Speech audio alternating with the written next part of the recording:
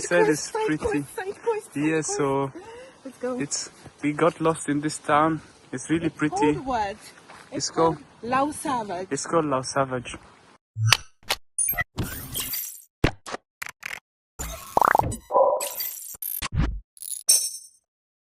I've never been to this commune. I didn't even know that it existed. Oh, wow. And what do you think about it? Look, guys, we're gonna hike up there. I'm excited. Wow. Go finish your face. It's very beautiful, guys. Let's see. Yeah. Let's see. There's a pretty church. Yeah. The church is Luxembourg also is very really beautiful. Gorgeous. Really, Luxembourg is a very gorgeous country. Yeah. What do you think about this? Would you like a photo up near the church, Jemima? I think would be a nice. I think that is really scary, but okay. That's the point.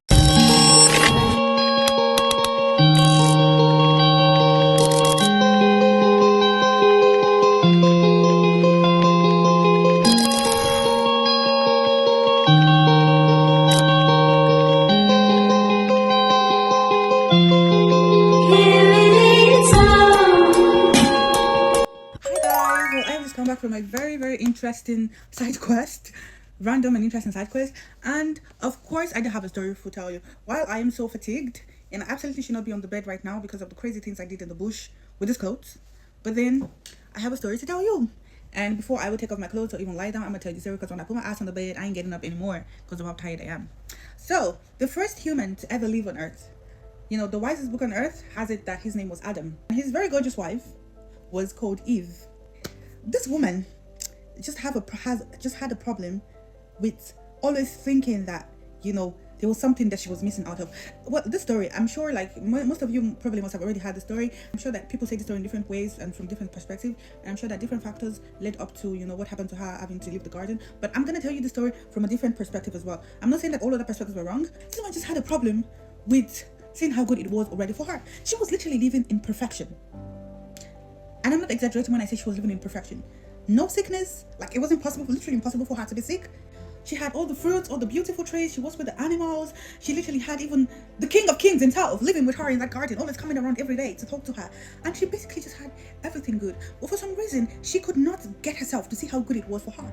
And, you know, the serpent came to her. And then the serpent was like, you know, have you been told not to eat from this tree?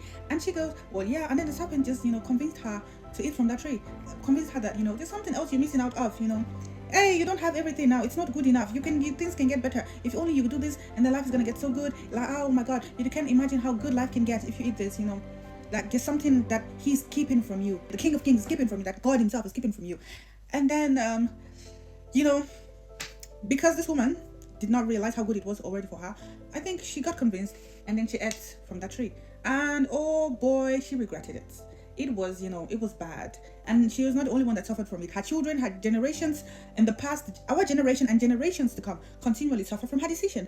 And listen, now we've been restored, now things are good, now we're now, you know, we've been forgiven, now we're reconnected and all, you know, we have the chance to be, it's been done, we just need to accept it. And once you accept it, you have all of it. I just wanted to encourage you and to tell you that, my dear, there is nothing good, literally nothing good that comes out of this mentality or mindset that you're missing out on something, or that, you know, the grass is greener on the other side. If only you could focus on how good it is already for you right now.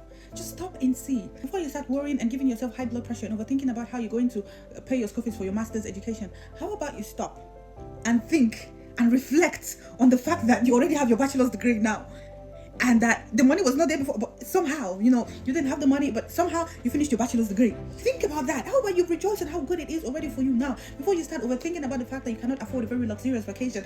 How about you think about the fact that you're in Luxembourg and it's such a beautiful country, and you can literally just wake up and take the bus that is free to Muletal, and just, how about you just reflect on how good it already is for you right now? I feel like your life's going to be so much better and happier. You're going to be so much more happier if you think there's really nothing good that comes out of this mentality of I'm missing out on something, I'm going to tell you, my very lovely mother taught me a lot of values in life. But this one thing, she made sure, this story that I'm about to tell you now, there's this value that she made sure she instilled into me and my sibling. She told us the story over and over again. I'm going to tell the story to you guys now.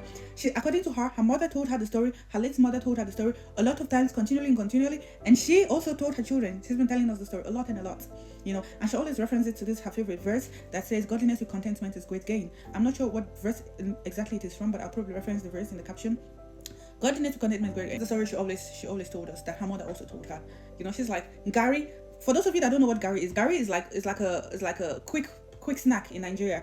It's like a cereal or something close enough to a cereal, but it's often associated with like broke people, like people that, you know, are not too rich. Rich people also eat Gary as well, but you know, it's a very cheap food. So it's like, normally if you're broke or if you're eating Gary too much, you assume to be broke. And then fried rice is like one of the, you know, kind of enticing meal. It's a pretty meal, kind of expensive and whatnot. So my mother will be like, if all you have to eat is Gary, truly you have Gary to eat and that's all you have to eat, and there's somebody next to you, literally sitting next to you, and he's eating a really nice plate of fried rice, you know, that is looking tantalizing, inexpensive and what.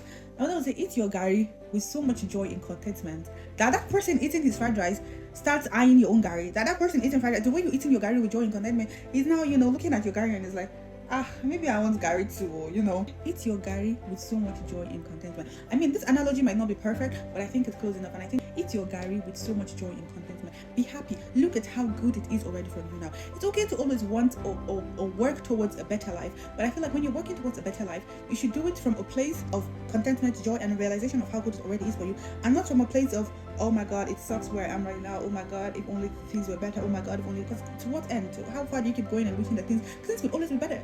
Look at how good it is for you right now, my darlings, please, and you'll be so much more happier.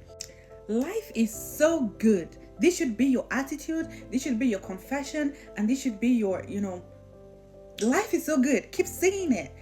If you choose to look at the good things, you will see good things. You have shoes, you have a roof over your head, you have access to education. Do you know how many people don't have access to education? You have food to eat, you have... Life is so good, and if you choose to see it, you will see it. Keep saying it, keep confessing it until it becomes your reality. It is your reality, actually. If you only choose to look at the good things, you will notice that it actually is your reality. Life is so good. Focus on how good it is for you. Well, thank you guys so much for coming along with me to my very random side quest today, and I hope you're encouraged to, you know, have it is very good for me mentality and approach to life. I will see you in my next video. Bye bye. I love you. Let's go! Like you feel hot.